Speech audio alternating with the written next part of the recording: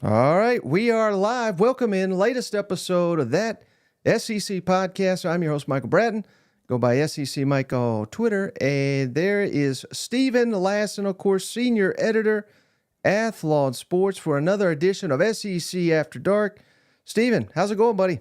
Mike, I am doing great as always. Trying to give cousin Shane a breather here this week, trying to be the Felix Jones to his Darren McFadden, I guess, in our SEC After Dark. But man, I was excited to see the SEC schedule changes this week. We get some football on Thursday and Friday, first week of the season, and not to mention we got a lot going on with spring games coming up and the transfer portal opening up soon too. Yeah, I mean, I love it, Steven. Thursday football, Missouri, and the joke of a team they're playing who's at Murray State, I believe. We got Oklahoma and Temple. That's going to be, what is that, a Friday night game? So I get it. Some people I saw got upset, Steven, Fridays for high school. I get it. But one time a year, we're opening the season. There's going to be so much football on Saturday that I think it's just so smart to not be bombarded, because those games, those are the type of games that would have got lost in the shuffle on Saturday. So very smart to start the season on Thursday and Friday, I think. Yeah, absolutely. It's a showcase opportunity for those two programs on a day where what's interesting is you look at the week one slate for this season, there's actually not many high profile showdowns, because if we look at the early spreads, we see that Georgia's a big favorite over Clemson, USC's favorite over LSU. There's not a ton of them.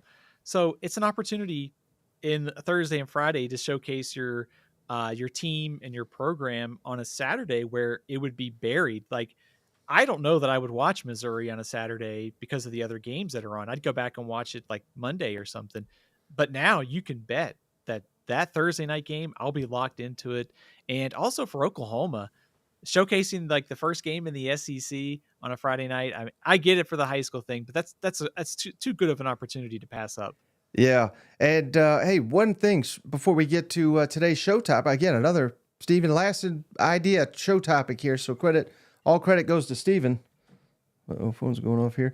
But we are going to talk the transfer portal. The next window's coming up April 16th through April 30th. That's going to be the second and final portal window before we get into the fall season. So Stephen is going to break down the needs for each and every SEC team. And as always, we're going to go in alphabetical order, but if you want to skip the line, just throw us a donation and we'll put your team at the top of the list. But before we get into that, Stephen, hopefully these donations roll in. I already saw one. How much to keep Shane's shirt on? Courtesy of Andrew. $50 will cover it. Otherwise, I'm going to have him take his shirt off and send in a pic. But I don't know if you saw this, Stephen. I reserve the right to change my opinion because it's only April. But I am leaning right now Georgia and Missouri in the SEC championship game. I know you're working heavy right now on the Athlon Sports College Football Preview magazine, so I'm not asking you to reveal the picks or anything like that, but is that conceivable to you, Georgia, Missouri? Again, there's no more divisions, so we're just going to take the top two in the SEC, and it's not even so much that I am guaranteeing Missouri is the second best team in the SEC, but I think their path, they avoid Georgia in the regular season. That is a feather in their hat. Could you see that possibly happening? Yes. So I like Georgia as the best team in the SEC in my like pre-spring, probably post-spring power rankings. We've mentioned their schedule. I do think it's hard to go undefeated. They'll probably stumble once during the regular season, but I think Kirby Smart's team is the team to beat this year. I like Missouri's path. I think if you did a pure power ranking based upon team strength, they probably wouldn't be number two behind Georgia. I think you'd have to put Texas, Alabama, Ole Miss, maybe another team or two in there, but they have the path. I mean, you look at their schedule, that road trip to Alabama, A&M is going to be difficult as well, but no Georgia, no Ole Miss, no Tennessee, no Oklahoma, no Texas. It's a pretty favorable path. So we see this every year, and it hasn't necessarily played out in the SEC, but there's other conferences where the best team isn't necessarily the one that's been in the conference championship game. It's just been the path that's been pretty favorable. So, Mike, I don't think that is crazy at all. I think that's very, very possible that Missouri could sneak into the SEC championship game by virtue of a very favorable schedule.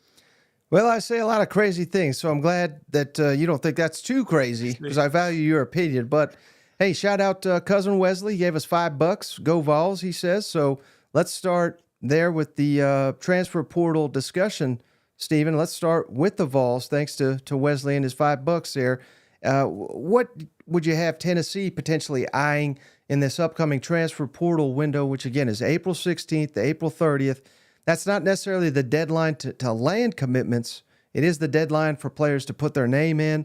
And one other thing I should mention, Stephen, which hopefully the audience knows, but maybe they may be unaware. They change these rules so dang often, it's hard to keep up. But we've already passed a deadline to where current players in the SEC, if they enter the portal, they cannot go to another SEC program with one exception, I believe. If they're graduate transfers, they can. I'm confusing myself as I'm sitting here talking, Stephen, but that's the rules as I understand it. So, if not that this would happen, but if Jalen Milroe jumped in the portal on April 16th, he ain't going to Tennessee because he wouldn't be eligible, if that makes sense. Right. You have to be, like you said, a graduate or a transfer from another conference to come into the SEC and play. If you want to transfer from an SEC team to another SEC team, you have to sit out next season. So I think it would not.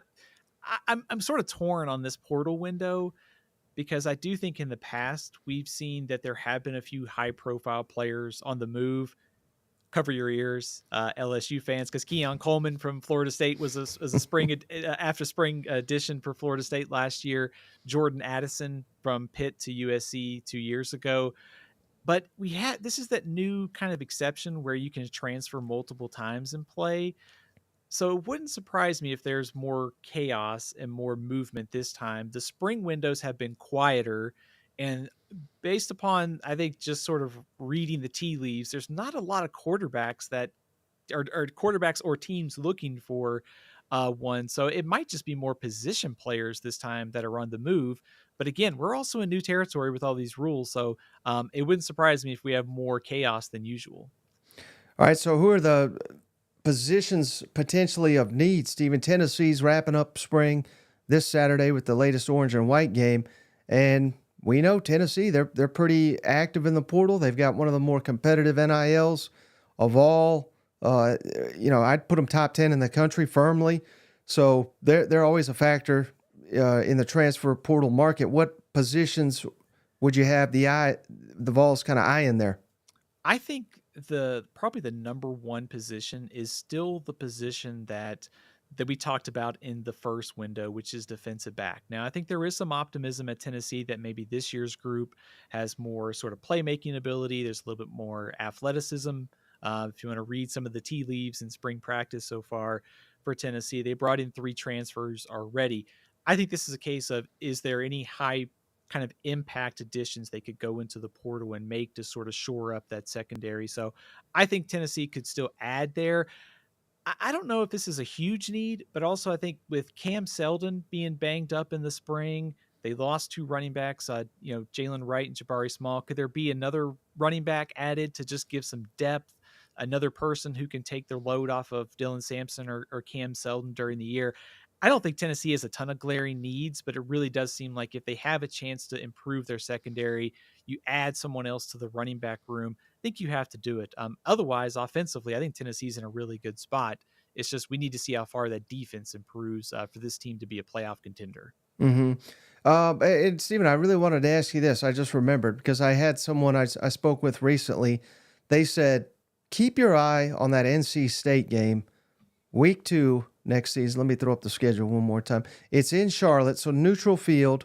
I would anticipate there'll be more Tennessee fans there than NC State. I could be wrong, but again, it's kind of, for these matchups, I'm not sure that truly matters. It's kind of such a sterile environment. Yeah. It's a road game for both of them, essentially. But they put it that week 2 game in Charlotte against NC State. They said that's closer to a toss-up than a lot of people realize. Would you agree with that? What's your thoughts on Tennessee, NC State in Charlotte? So NC State's an interesting team. I have them in my pre-spring top 25 rankings. They are a team that's been pretty solid, 8, 9 wins consistently under Dave Doran. They have a couple of challenges this year. Peyton Wilson was their best defensive player last year, one of the best in the country. He's going to be picked in the NFL draft. He's gone. They lost some other talent on defense. They have a new quarterback too, Grayson McCall, the Coastal Carolina transfer, a name plenty of SEC fans will know. So I actually think the scenario sets up well for Tennessee because it's in Charlotte. It's not in Raleigh. Raleigh's one of the ACC's tougher places to go and play. And they're also getting them early when they're in transition. I think if you're an ACC team, you don't want to get NC State later in the year. You'd rather get them early in the year. So it is a dangerous game for Tennessee, but I think the timing and some of the turnover that NC State has on defense could help Tennessee win that game. And Michael Raleigh says October 12th is a loss. I wish I could deny that, but we know Tennessee, Florida, the history there. So the Gators get to talk all the trash they want there. All right. Hey, no other donations, so we're going to go in alphabetical order until anyone else donates. Stephen, Alabama, a lot of, positions of need, I would think, with the guys they lost, with the turnover after what, wasn't necessarily Kalen DeBoer's fault, but, players defected once Nick Saban left. What positions could you see the Tide going after? I think like Tennessee, I think the secondary is going to be an area of focus in this portal window. We've already seen Alabama add a couple transfers, Damani Jackson from USC, Keon Sabb from Michigan, a corner and a safety. Wouldn't surprise me if both of those guys are starting right away. We've also seen that Alabama's freshmen from this year's class are likely to make a big impact in the secondary.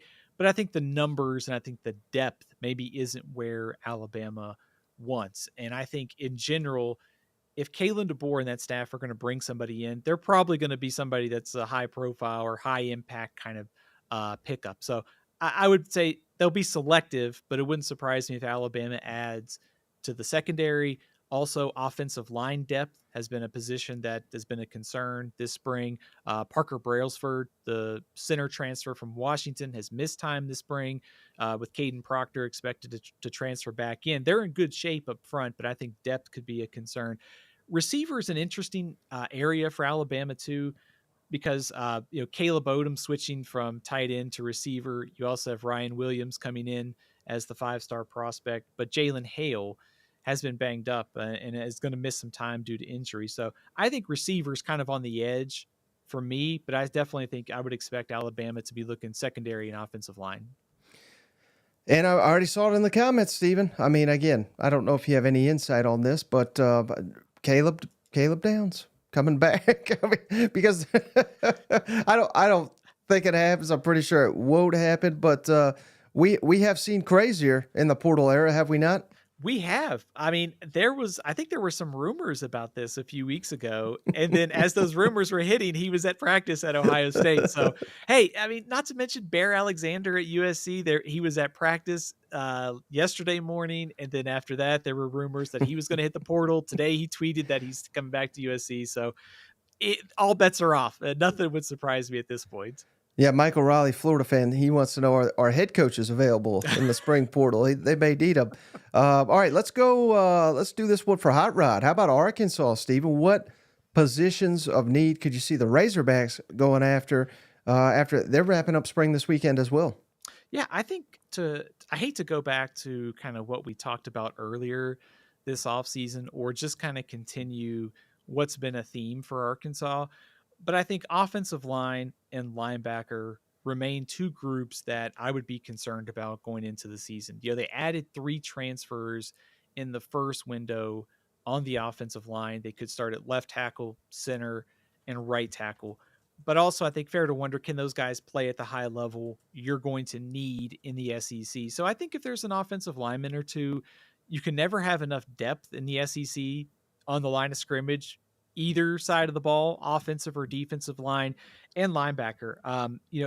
Arkansas just lost so much talent at the linebacker position. Jaheim Thomas, Chris Paul, two big losses, Antonio Greer as well. So Xavier Sori helps a lot, but I think if there's another addition to the defense, I think it comes at linebacker for Arkansas. Mm-hmm. Yeah, and they're one with clearly in the news with Calipari. I mean, they have they have money to spend, but I've been talking with a lot of people, Stephen, and I hate it because Sam Pittman's my favorite SEC head coach, but I think we're also in an era, Stephen, where if the fans are not fully bought in on a coach, on a program, they're not going to spend, and why would they? And I think that's even been a problem for Billy Napier and probably many others. But when they're bought in, like they are with Calipari, of course, now I realize there's like a mega boosters involved in that, but maybe Ole Miss is a good example. Missouri is a good example. Tennessee is a good example. People are going to spend if they believe. And now maybe they pull a couple upsets. They beat Oklahoma State. They beat Auburn. People start to believe pretty quickly. So that's what they need. They need to get that momentum going, but it almost feels like you're playing behind the eight ball in these NIL transfer portal wars if you don't have the war chest, so to speak, to go after a lot of these players. Absolutely. It's funny to say this, but also think that this sort of setup is also why I think coaching changes will continue to happen fast. You don't get very much time to build a program anymore, because once that optimism and that easy to sell for the donations on the recruiting trail starts to dry up, you need something to sell. You need optimism. You need something new, which is a new head coach and a new direction. And, thinking back to last season, I remember just how, I guess, kind of checked out Arkansas fans seemed after the Mississippi State loss. Then there was the loss to Auburn. Then Sam Pittman was announced as coming back, and they get destroyed by Missouri. So I think if you're an Arkansas fan, I think your optimism just has to be the guys that are coming into the portal plus Petrino, because certainly the way they ended last season doesn't give you a lot of optimism for this year. Right. Well, all right. Shout out cousin Pat. He just gave us $5. Survived tornadoes for my birthday yesterday. Oh my goodness, Pat. Hope you're all right there. Let me get a koozie and talk about my Rebels. So let's do Ole Miss next, Stephen. The Portal King. They're always looking for more players out of the portal, and I think they got a position or two of need that. What could you see Lane Kiffin and company grabbing? I think the biggest need for Ole Miss is at running back. They brought in Logan Diggs in the first window. There's some question about his availability for this season, or at least most of this season, due to injury that he suffered at LSU. Ulysses Bentley's a great player, and he's a solid number one option, but I think they're going to need some depth at this position to help replace Quinshad Judkins. So I think running back, clearly the biggest need for Ole Miss. We've seen Henry Parrish's name has been mentioned as possibly returning. I don't know if there's necessarily a connection, but Damian Martinez from Oregon State, I think, is one of the top 15 to 20 running backs in college football. He entered the portal yesterday. Could he be someone that Ole Miss looks at too? So I think running back is the glaring number one need. I think also outside of that, you could just throw like defensive difference makers. They've added a ton of pieces on defense. Is there somebody else at the line of scrimmage that you could add to bring into one of the best transfer classes in the country? So that maybe it's a little bit of a luxury pick there in defense, but I think running back is a glaring need for Lane Kiffin. And have you seen, Stephen, where they're not going to hold a traditional spring game? They're going to do 7-on-7. They're going to do skills. They're going to be eating hot dogs, apparently, with Joey Chestnut. But do you think there's any gamesmanship there? Now, Kiffin, he came out and said, well, I'm being very cautious with these guys because we may be playing extra games, alluding to a playoff run. So, it's smart. You don't want to get anybody hurt. But do you think there's any gamesmanship, perhaps, with not wanting to showcase maybe progression on the defensive side of the football in particular, which as much as we all get enamored with offense and quarterbacks and receivers, why Georgia and Alabama and even Texas, their ascension. A lot of that is because they got good defense. I mean, defense wins you championships. And I'm not saying Ole Miss got the best defense in the world or anything like that, but is it possible he just want to show you nothing on the defensive side of the ball? Yeah, I think so. I wouldn't be surprised. I mean, I think we have to assume Lane Kiffin's going to have some tricks up his sleeve, right? I mean, he is the ultimate troll. He's the portal king. He'll have some stuff for Saturday's spring game. I think there's a couple different ways to take spring games now. If your head coach is number one, you don't want to get anybody hurt. As you were alluding to with Lane Kiffin, if you're Ole Miss and you are expected to make the playoff, you want your players healthy for November, December. A spring game doesn't mean anything other than just a celebration of football in the spring. The other part of that is, and I think there's some gamesmanship on the transfer portal part. You don't want to showcase somebody who could end up being second string for you, and then somebody gets word that, hey, if you enter the portal, there's this pile of cash and a starting job waiting for you over here. So I think there's plenty of gamesmanship going to go on this spring, and I think that's those two reasons are why we're seeing fewer spring games in college football: injuries and the transfer portal. Mm-hmm. All right, Stephen, I'm not seeing any donations at the moment, so let's kick it over to Auburn, where I think you may disagree with Mr. Hugh Freeze on what they need, but at least at one position. But what could you see for the Tigers there? I think the biggest question for me is the quarterback spot. It doesn't sound like Hugh Freeze is going to go into the portal and get another quarterback to push Peyton Thorne or one of the younger quarterbacks that they have on the roster. So I think we have to assume that Peyton Thorne, and I think Hugh Freeze kind of alluded to this spring, he seems to be more settled in his second year as the starter. It also helps to have someone like Cam Coleman catching deep passes this year, as we saw in the spring game. He has certainly lived up to the hype and then some. So I have quarterback on my list of needs for Auburn, but I would be really surprised at this point, based upon what Hugh Freeze has said, if it's an addition. I would expect Auburn to probably look for some help on the defensive line and probably in the secondary. Those two groups, they've had some turnover from last season.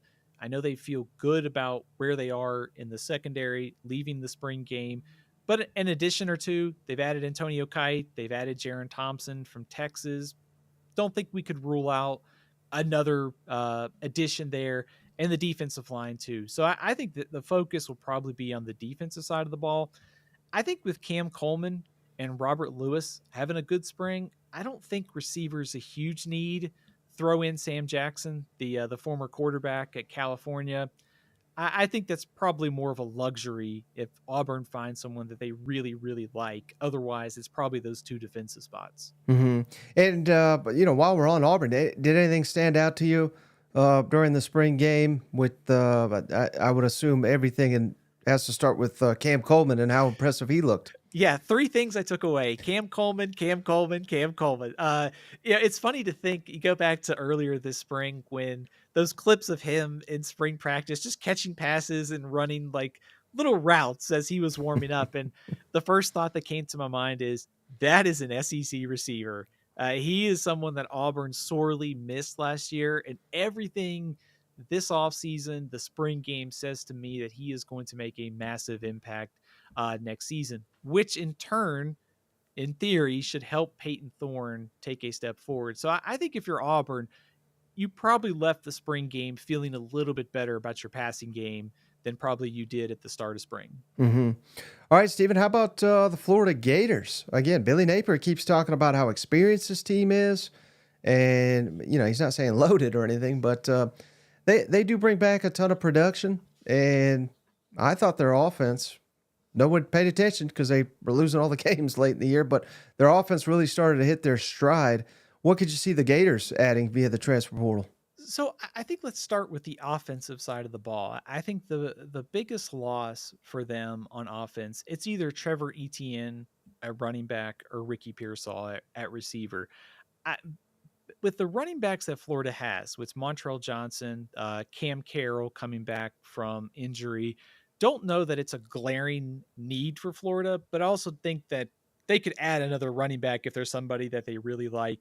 And I think at receiver, it probably wouldn't hurt to go out and maybe try to get somebody else. I know they added Chimere Dike from Wisconsin, who played with Graham Mertz the previous year. So if there's a difference maker at one of those two positions that fits, that makes sense on offense. But really, when I look at this team, I think you see in the first window, they added 7 transfers on defense.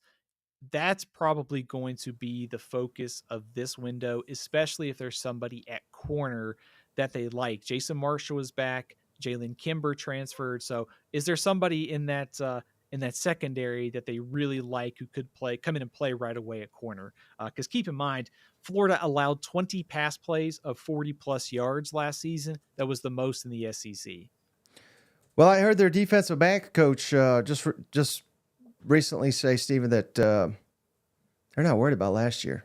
I was like, okay, buddy. Okay. I mean, that's great. We can talk all about that. Oh man, we just got a $50 donation. So we're going to switch to Missouri in just a second. And Shane says he's got his shirt off now, but I did hear something also, Stephen, Florida opens the season against Miami in Gainesville.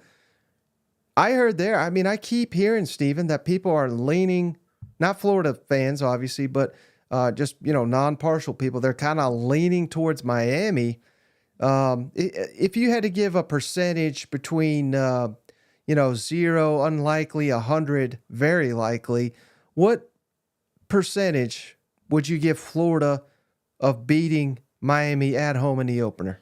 It's probably a bad answer, but I think it's probably 50-50. Like that's kind of where I am on this game, is I really feel like it's a toss up. I think the advantage that Florida is going to have is that there's probably going to be a lot of doubts about Florida in this game, but Miami has plenty of issues on their own. They're going to be starting a new quarterback in Cam Ward, who is very good. Could be one of the best transfer quarterbacks in college football this year, but they have some other questions kind of around him. I don't think Miami's a slam dunk to go into Gainesville and win that game. So I think it's a good opportunity if you're Florida. They could be the underdog. They could pull this win off and surprise and get that September started in the right direction, because they get that other swing game against Texas A&M a couple weeks later. Yeah. Wouldn't it be funny? I hope it doesn't happen, but Miami was basically the beginning of the end for Jimbo. They could be the beginning of the end for old Billy Napier, too. But all right, let's kick it over to Missouri, Stephen, because Cousin John gave us $50. Appreciate you, Cousin John. He says, what's the over-under number of players from Oklahoma transferring to Mizzou in 2024? I mean, hopefully we get some more for John. But, man, I can't tell you, Stephen, how excited I am that this is rivalry. I didn't even know it existed anymore. I mean, it's like top 5 in the SEC right now. But what Drake's already said, they're going to be eyeing. They got a couple spots available. What positions do you think the Tigers will be targeting? Mike, I think it's first of all, it's interesting to think about where Missouri is in this window, because if you're Missouri, you can be selective now. Like when you were coming off the 6-win seasons and you were trying to get the program going, you needed a lot of quantity and also quality. And now you're in a position to be very selective with who you take. And I think you just look at what Missouri has done so far this offseason. Cody Schrader is a huge loss, not only in rushing, pass catching, leadership, everything that Missouri needed from him last season.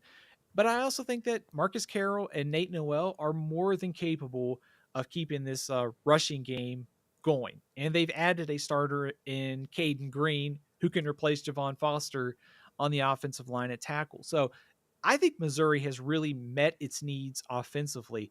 I think when you look at where they may look to add, it goes right to defense for me. They have added a lot of high impact potential additions to that side of the ball. You think about Darius Smith, some of the other ones they brought in.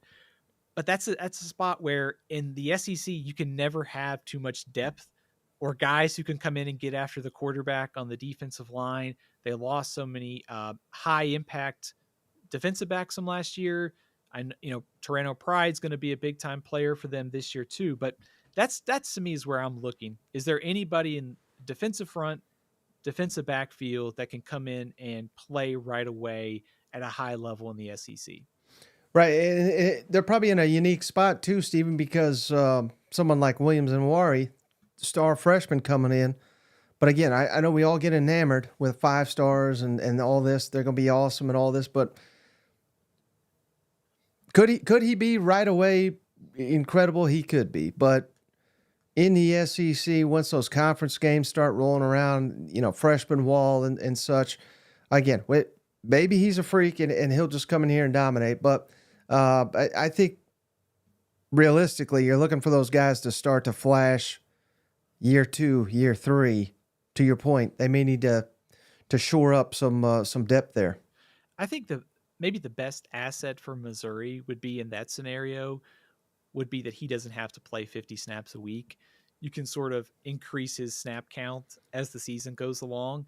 And you can do that if you have a pretty good rotation up front. And plus the whole X factor in this thing for Missouri too is Corey Batoon, the defensive coordinator. Like, what kind of stamp is he going to put on his defense this year? We got a glimpse of some of that in the spring. I think we'll see, a little bit more once we get closer to the start of the season. But on paper, this is not Missouri's defense. I think is going to be fine, but I think Missouri can also be sort of the hunter in this scenario too. In the past, it was more about getting Missouri off the ground. Now, if you transfer to Missouri, you can be a playoff team next season. So I think they've got a lot to sell in the transfer portal. Right. All right, Stephen, does Georgia have any needs at all? Loaded roster here, of course, but them dogs, Stephen, could you see them if they target anybody? What positions would it be? I think just 2 positions come to mind. I think it's defensive line or secondary depth. I don't think Georgia has many glaring needs at all, but that they did add a transfer on the defensive line in the first window.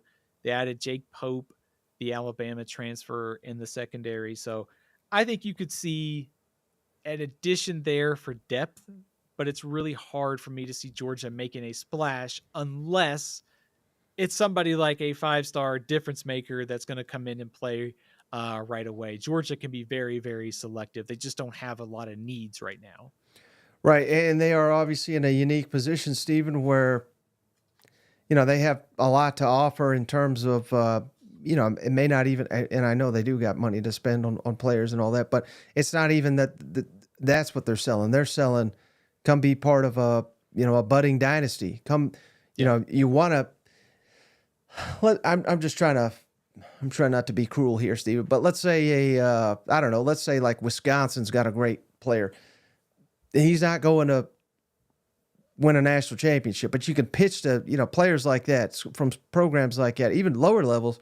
Hey, you want to come in and win championships after struggling, beating your head against the wall for 2 or 3 years at Cal or Stanford or something like that. Come to Georgia and we'll get you ready for the NFL better than anybody. So they got quite a bit to sell in Athens right now. Absolutely. I mean, you look back at last season, Tyke Smith, who was a transfer from West Virginia, led the team in tackles. We also saw that, Dominic Lovett and Ra Thomas, 2 guys who transferred in, made an impact in the receiving core. And you break this down from an offensive standpoint, Georgia doesn't. They could add another quarterback for depth purposes. They tried to add Jaden Maivia from UNLV in the first window. He ended up going to USC. So maybe they could add a piece or 2 for depth, but offensively, they don't have a ton of needs based upon what they added in the first window. So I think it's really just about if there's a right fit and they can make a high level impact for a team that's supposed to win the national championship. That's probably where Georgia's looking. So maybe to make it a little simpler, they're looking for the Ferraris in the portal, the high impact guys. Hey, shout out Cousin Rick, $20. He's given every episode. We really appreciate you, Cousin Rick. There are still 2 divisions in the SEC.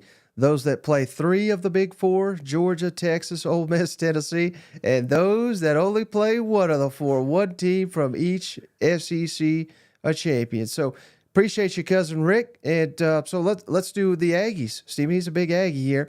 What positions of need? I mean, Texas A&M has really attacked the portal already, but I'm sure coming out of spring there may be a position or 2 that they're eyeing.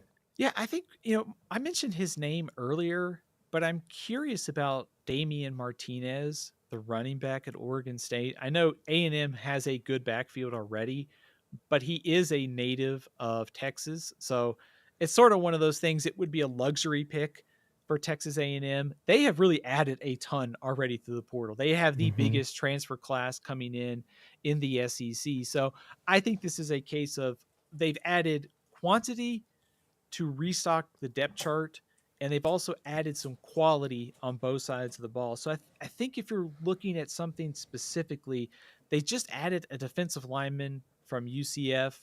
Could they look for some more depth on the defensive line? Could they add another body in the secondary? Depends, I guess, on what Ricky Wright does. Does he go back to Vanderbilt, or does he follow through and go through with a transfer to Texas A&M? So A&M has done a good job so far. I think defensive line, secondary, maybe a luxury pick at running back or receiver kind of tops my list of needs right now for A&M. Now, Stephen, I asked cousin Shane this question yesterday, so I want to pose it to you as well. I'm just kind of curious if you'll go in the same spot he will. But looking at A&M's schedule here, I'm wondering if there's one game here on this schedule in the debut season under Mike Elko that if the Aggies win it, it'll kind of ring in that it's a new era, that we got an elite coach that's capable of winning big time games. And I said, let's overlook Texas. That's probably the obvious answer, but by that point, it's the end of the regular season. I feel like we'll have a good read on Mike Elko. So let's move away, and that's such an emotional game as well. So is there another one that stands out, Stephen, that if A&M wins this one, you'll be saying, wow, they really nailed this coaching hire, bringing in Mike Elko? I think there are a couple of opportunities there, but I think the one that could sort of signify a new era is almost that first game of the year, Mm-hmm. because Notre Dame's going to be a top 10 team, top 12 team by most this preseason, I would imagine.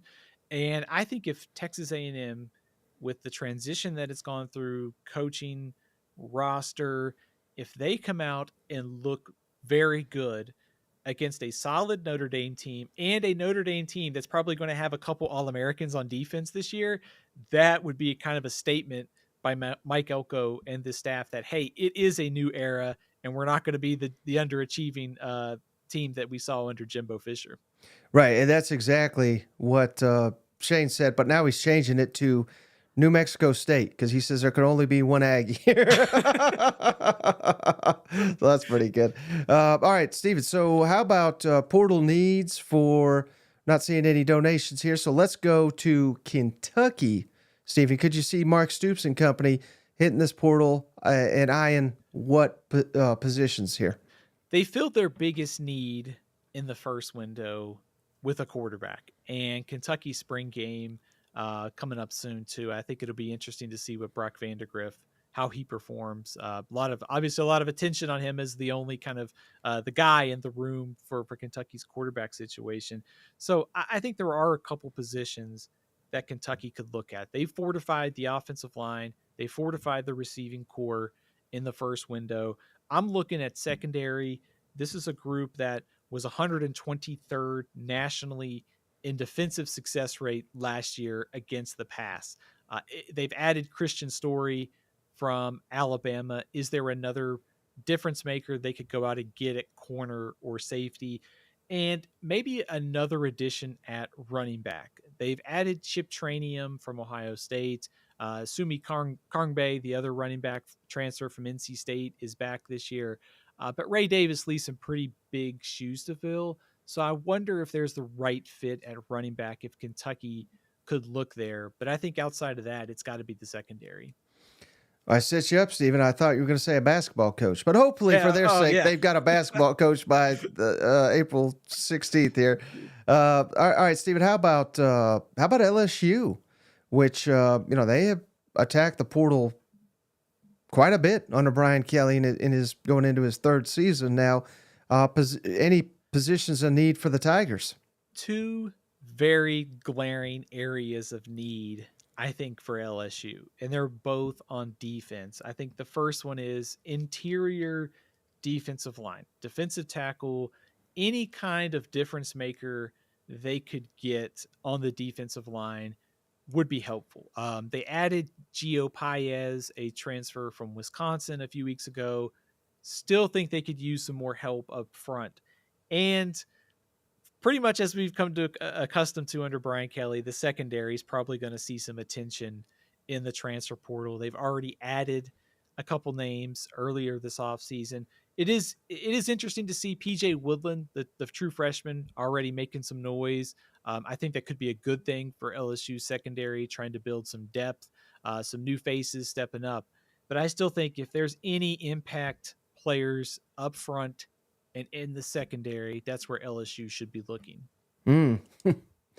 Man, how the mighty DBU has fallen, Stephen, with the end of the Ed Ogeron era to now. It's just yeah, I hate it because that used to be the class of not just the SEC but really the country when it comes to the secondary. And for whatever reason, well, they got Corey Raymond back, right? So maybe they can build that back up, but it has been a disaster back there. It's funny you say that because every year when we do our Athlon Sports magazine, we do like the top 10 defensive backfields, and it was almost you just knew to pencil in LSU somewhere on that list, even if they had some turnover, because year over year, the next wave would just step in there.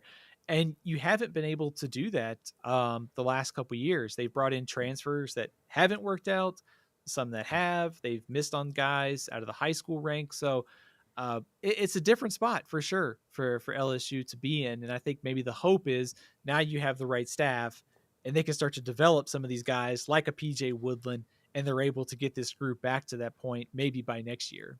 Right.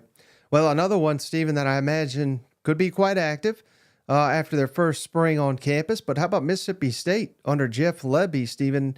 With I know they hit the portal pretty hard in the first part, but now a better idea for what they actually have to work with. What positions of need do you see for the Bulldogs? I've got defense collectively as a position of need. Mississippi State only brings back 2 starters on that side of the ball, and they brought in only 5 transfers in the first window. Most of their work in the first window was on offense. So I could see this session kind of being any kind of defensive additions. I also think it would not surprise me, even though they went heavy on the offensive line in the first window, maybe they look to add another body or two there. And I certainly think running back could be a spot that the offense looks for. But based upon their first kind of breakdown, it wouldn't surprise me if defense maybe gets more attention in this window. Mm-hmm. And they've got to be one of the more difficult units to kind of peg in the entire SEC, wouldn't you think? Absolutely. It's not only the coaching transition, it's that every position has just been experienced so much turnover from last season. And it's also hard to gauge how all the transfers are going to fit into a new scheme, so much turnover, and especially at a position like the offensive line where you're going to have 5 new starters and they all could be transfers. It's a very difficult team to project this year. Mm-hmm. Well, another one that's speaking of hard to project. Oh, how about Oklahoma, Stephen? I have a feeling I know the position group on the top of your list here. Yeah, I hate to sound like a broken record here, but I think offensive line is probably going to be an area of focus in the portal. Would not surprise me to see 1 or 2 additions there, even if they aren't starters, but depth. We've talked about it tonight that you can never have too much depth on the offensive or defensive line in the SEC. So wouldn't surprise me if there's an addition there.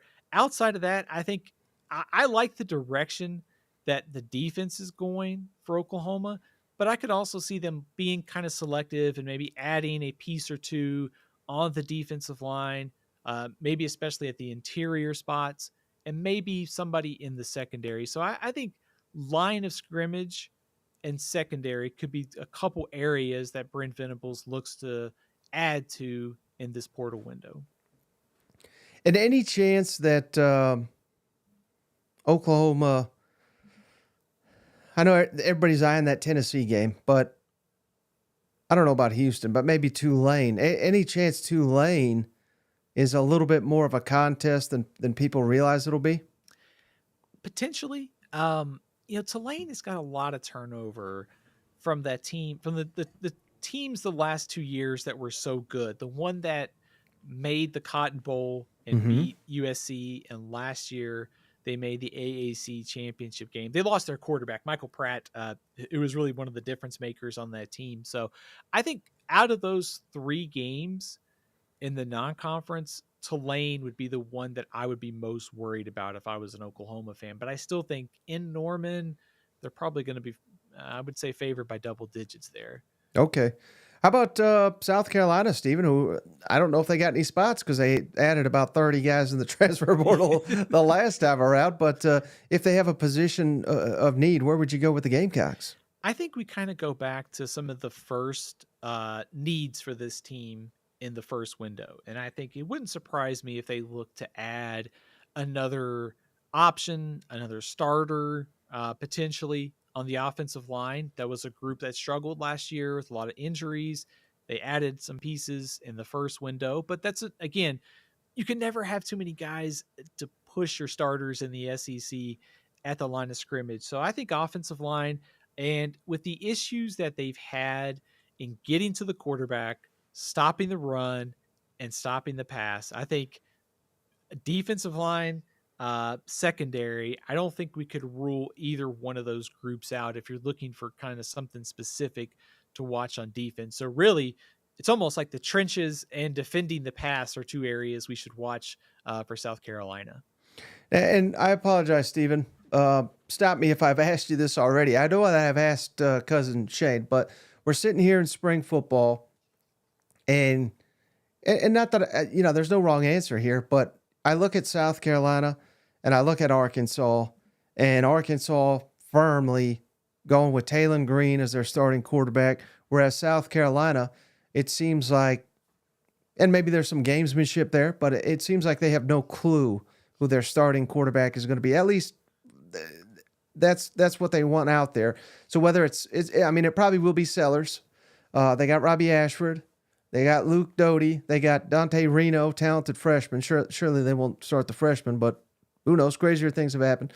But what I'm trying to stumble through here, Stephen, is, does the fact that one team is so committed to one guy, they already got their answer, and then one is kind of like a jumbled trying to figure it out, does that change your opinion of a team at all, like a South Carolina, like an Arkansas? Or,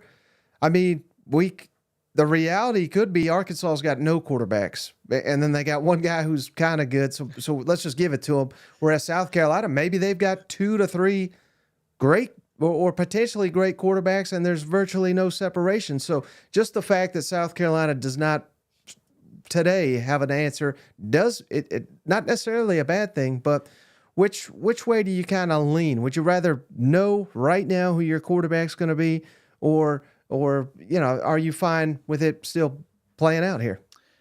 I would rather know who my starter is, I think, because I think you could give him all of the work this offseason and know going into the summer that he is your guy and you can build around him. It's also hard to read into this because the portal, you don't want to lose somebody. Maybe if you have a younger quarterback, you want to push them as much as possible in a competition. So you're making them earn it almost every day. So there could be some gamesmanship there. I would be stunned if it isn't Lenora Sellers. I keep seeing that it's a quarterback competition, but in the back of my mind, I keep going, it's got to be Lenora Sellers, right? I mean, he's got to be like, if South Carolina exceeds expectations, it has to be because he ends up having a breakout year, right? Yeah, I would think so, and that's kind of what they're positioned him to be. But I don't know. Beamer's got me convinced we got us a competition down here.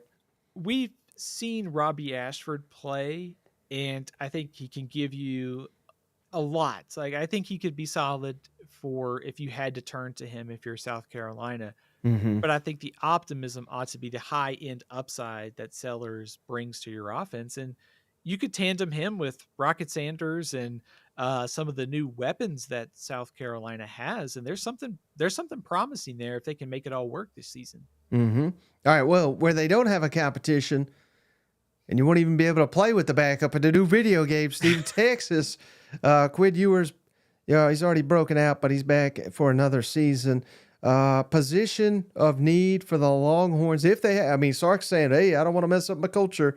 We may not even add anybody, but if there is a one or two positions of need for the Longhorns, where do you see that being? I hate to go back to something that we said earlier about Georgia, but it's got to be like high end Ferraris almost if they're going to add somebody. There was some chatter that Texas was going to be in the Bear Alexander sweepstakes if he hit the portal, Mm-hmm. which tells me that they still are looking probably for some help on the defensive line. They lost Devondre Sweat. They lost Byron Murphy. They added one interior player in the first window. Trey Moore, the edge rusher from UTSA, can also help up front. But it wouldn't surprise me to see Sarkisian looking for some bodies to fortify the interior of that defensive line. And also, they struggled last year against the pass. They added a safety transfer. He should start right away. But is there anybody in the portal that could come in and help provide depth, push a starter at corner or maybe safety? Those are really the only two spots I think this team could look, because offensively, they're in pretty good shape coming into the season. You said the Bear Alexander stuff leads you to believe they're looking. It leads me to believe they are in negotiations with a lot of these guys. I'll go out on a limb and say that. I don't know for a fact, but come on. All right. How about the last Vanderbilt, Steven? Again, lot of holes, I have to imagine. Where could you see the Commodores attacking in this second and final portal window? I think there are two positions they should look to add. And I think number one, offensive line. It's been a group that has struggled the last couple of years. If they could get a starter, again, someone to add quality depth, I think it's a must. Also, receiver. Vanderbilt added 2 receivers in the first window. Can they go out and get another difference maker? Because they've got Pavia, Nate Johnson at quarterback. So they don't need a quarterback. They need some guys to help him. They need receivers. They need offensive linemen. And if you could find a defensive lineman transfer to make a difference, I think that's another place where I could see Clark Lee and the staff looking. Mm-hmm. Well, Stephen, this was one of our few podcasts that's not got 90 plus minutes here, so I want to make sure we get our money's worth with you, our one time a week here. But I know you are deep in the weeds right now of the Athlon Sports College Football Preview Magazine. And again, without revealing anything, I don't want to give away all the secrets or anything, but are there any teams, as you're putting this thing together, that, obviously I'm just talking specifically SEC here, but all right, well, first let me ask this. How weird is it to not have to do East and West? I mean, it's just 16 straight. How weird is that for you? Very weird. I'll tell you a story. A couple years ago, I was, and this was the Big 12 when they had, I forget which iteration of the Big 12 it was and which year, but we were doing projected records, and there was a time where every team had the same conference record, and trying to sort out the tiebreakers, which were confusing in the Big 12. And then you had to figure out head to head and all that. So all that being said, I think we're in that new territory too, where trying to figure out at the end of the year with everybody in one division and trying to figure out who's in the championship game, it could get a little tricky. So it is a little weird not to have the East and West.